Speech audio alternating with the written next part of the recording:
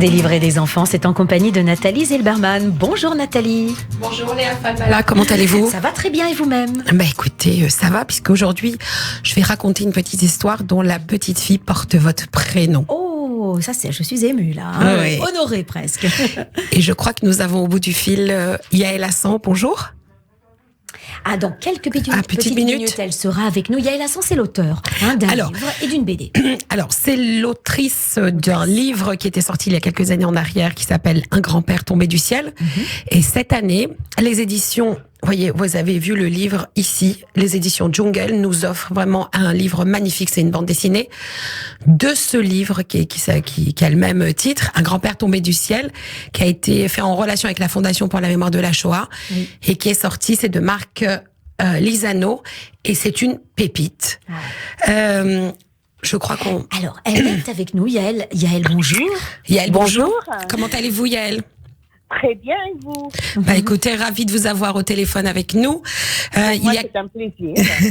Il y a quelques années, votre livre, Un grand-père tombé du ciel, était sorti et ça a été un vrai choc parce que je pense que ça devait être une des premières fois où on parlait de la Shoah de façon un peu détournée grâce à ce grand-père qui arrivait des États-Unis comme tombé du ciel et qui offrait à cette petite fille Léa Lé une histoire peu commune, sans doute peu ordinaire et avec des souvenirs et une histoire de guerre vraiment extraordinaire.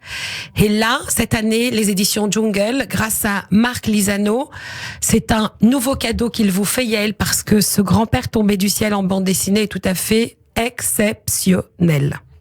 Ah, merci, ça me fait très plaisir, Nathalie. En fait, c'est vrai, vous avez trouvé le mot juste, c'est un vrai cadeau que Marc Lisano m'a fait en venant me chercher, en me proposant d'adapter un grand-père, j'allais dire d'adopter, mais il a adopté aussi, mais d'adapter un grand-père tombé du ciel en BD. Il faut se souvenir que Un grand-père tombé du ciel en roman est sorti en 97, donc ça fait 25 ans, et c'est un roman qui a fait un joli chemin et qui est toujours étudié dans les classes et qui marche toujours très bien. Mais la chance que j'ai eue quand Marc Lisano est venu me chercher et a produit cette formidable BD, c'est qu'il a élargi le public parce qu'il y a énormément d'enfants qui ne lisent pas, hélas, de romans, mais qui sont des gros lecteurs de bandes dessinées.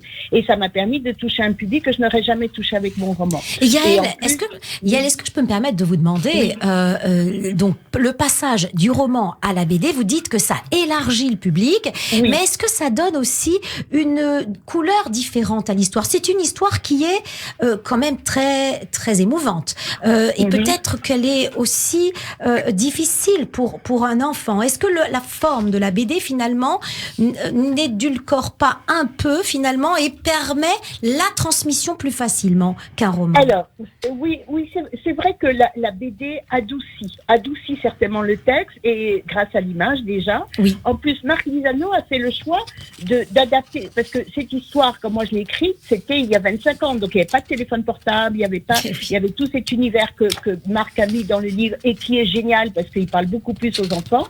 Et c'est vrai que alors c'est très drôle parce qu'en fait il a été très fidèle à l'esprit du livre et il a pris toutes les libertés qu'il pouvait prendre.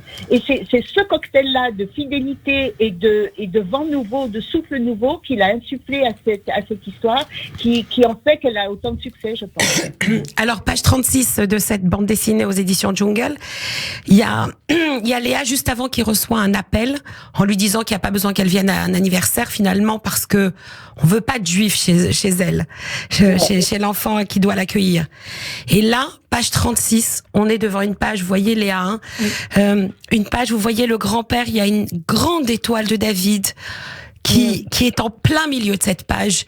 Et on ressent toute la colère et tout ce qui peut remonter de cette guerre, de cette infamie, de cet antisémitisme qui nous prend en fait en pleine face et qui nous dit mais cher lecteur, réveille-toi. Ce qui s'est passé il y a 70 ans, aujourd'hui on peut le revivre. Oui, et tout à fait. Alors, il faut savoir que Le grand-père tombé du ciel était au départ une fiction. C'est vraiment un roman complètement inventé. La seule la seule chose qui soit vraie dans le roman, c'est ce passage-là. C'est arrivé à ma fille quand elle était à l'école primaire. On venait d'arriver d'Israël, en plus, on venait de s'installer en France, et cet épisode d'anniversaire est resté gravé dans nos mémoires à tous. Et j'étais très heureuse que Marc l'ait conservé et qu'il ait même accentué de cette manière-là. Alors Yael, je crois qu'on vous entend pas très très bien. Il faudrait vous rapprocher en fait du téléphone. Je suis vraiment désolée. D'accord. Quand vous recevez ce gros cadeau avec Léa Lé, ce grand-père, ses parents, cette histoire, comment on réagit, Yael? Parce que grâce à votre livre, vous aviez reçu énormément de prix.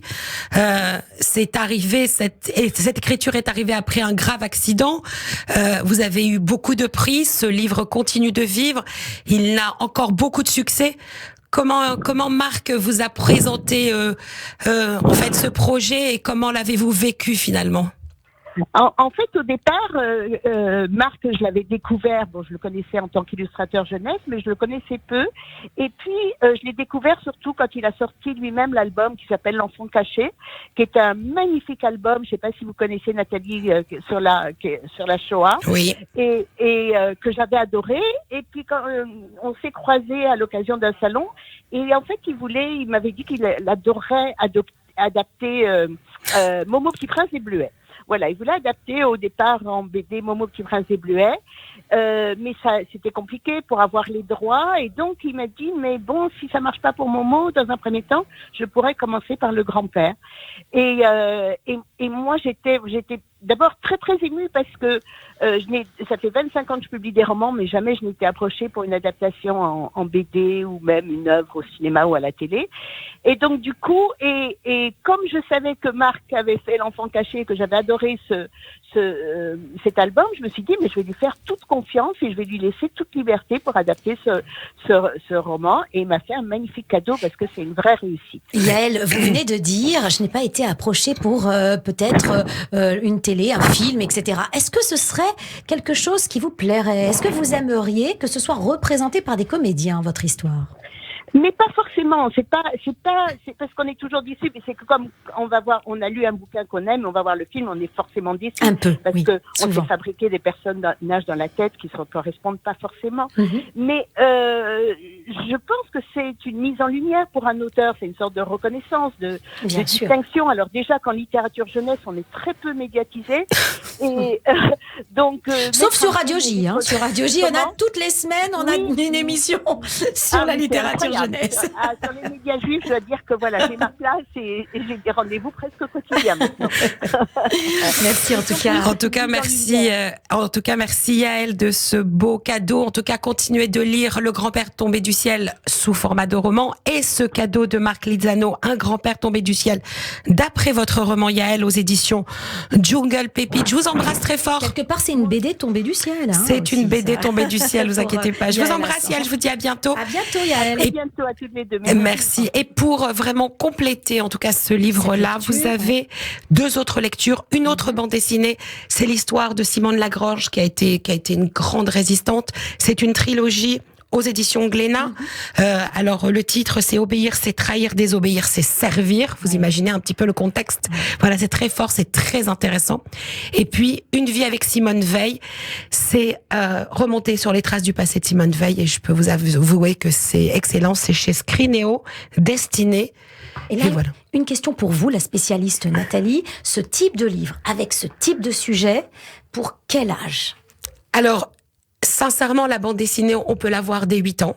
Oui. Voilà, parce que c'est très bien écrit, c'est abordable. Un enfant comprend le contexte. Oui, exactement. 8 ans. Après la BD chez Glénat, je pense qu'il faut avoir un petit peu de recul et avoir un petit peu d'expérience, parce que là, ça fait effet miroir, c'est-à-dire on est vraiment dans une famille, on a l'impression en fait de remonter et de délier les fils d'Ariane de sa propre famille, si vous voulez. Là, il faut avoir un peu d'expérience et connaître la résistance. Donc pour Simone, on va dire aux 10-12 ans. Voilà, ça c'est pour Simone Lagrange, et pour Simone Veil, moi je conseillerais à partir de 12 ans, parce que il faut d'abord connaître qui était Simone Veil et ensuite de connaître son parcours et d'aller avec elle sur les traces d'un passé affreux et terrible. C'est un peu l'âge auquel on découvre le journal d'Anne Frank. Exactement. Merci infiniment Nathalie Zilberman pour ce numéro des livres et des enfants. On vous retrouve la semaine prochaine, promis. Avec la mythologie. Avec la mythologie chouette.